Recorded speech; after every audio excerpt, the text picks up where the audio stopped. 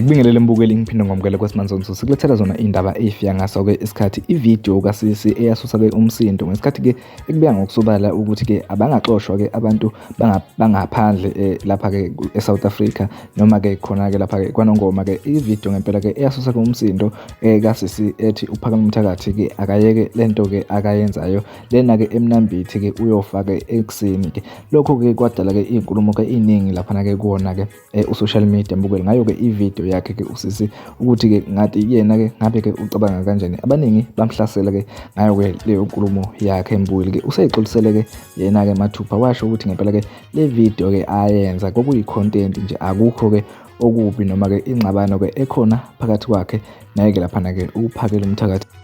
Ake ngikushiyele-ke ividiyo yakhe-ke usisi-ke exolisa yena Mathupha efuyisa nokuthi-ke ngempela-ke manimbona ningabi nayo-ke inkinga yakhe-ke laphana-ke usisi. Siyabonga.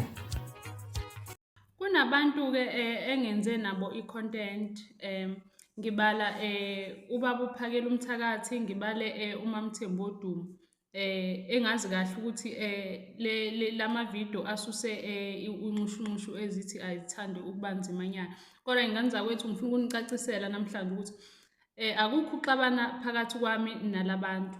Into ebiyenzeka nje just bekuyi-content. Mhlampe-ke iyayise inithinta kakhulu nina ngenxa yamagama asetshenzisiwe. Ngigxile nje kakhulu kule yami nobaba uPhakamiwe Mthakathi. Nganzakwethu ubaba uPhakamiwe Mthakathi ayikho into phakathi kwami naye ethi ayibe ukuxabana, just bekuyi-content. Ngibona okungcono ukuthi nginitshele ukuze nazi ukwenzela ukuthi nangelinye ilanga maningibona ningabi nento ethi ayibe yinzondo. Mhlampe-ke kuze kwafika la kuthinteka khona igama loMnambithi kabi.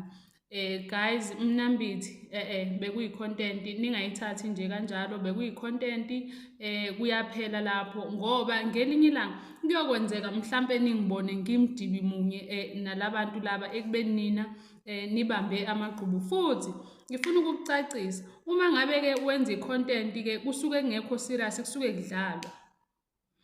kudlalwa awukwazi ukuthi ungenza i-content umnikazi engazi. Nina nithathe lokho enikubonayo, mhlampe futhi nginganigxeki-ke kakhulu nangendlela amagama asetshenziswe ngakhona. Kwaba namagama athi awathi ukuqojama, also nakubaba uPhakela uthe mayenza ividiyo kwanegama mhlampe amagama athi awathi ukuqojama, nami kanjalo kube namagama awathi ukunithinta kancane. Kodwa nje selilonke guys bekuyi-content.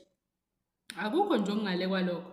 Akukho ngale kwalokho, ingxabano cha ayikho. Mnambithi angisuyena-ke neze-ke mina umuntu othi akabe mubi, bayazi-ke abasondelene nami. Bekuyi-content nje kuphelela la.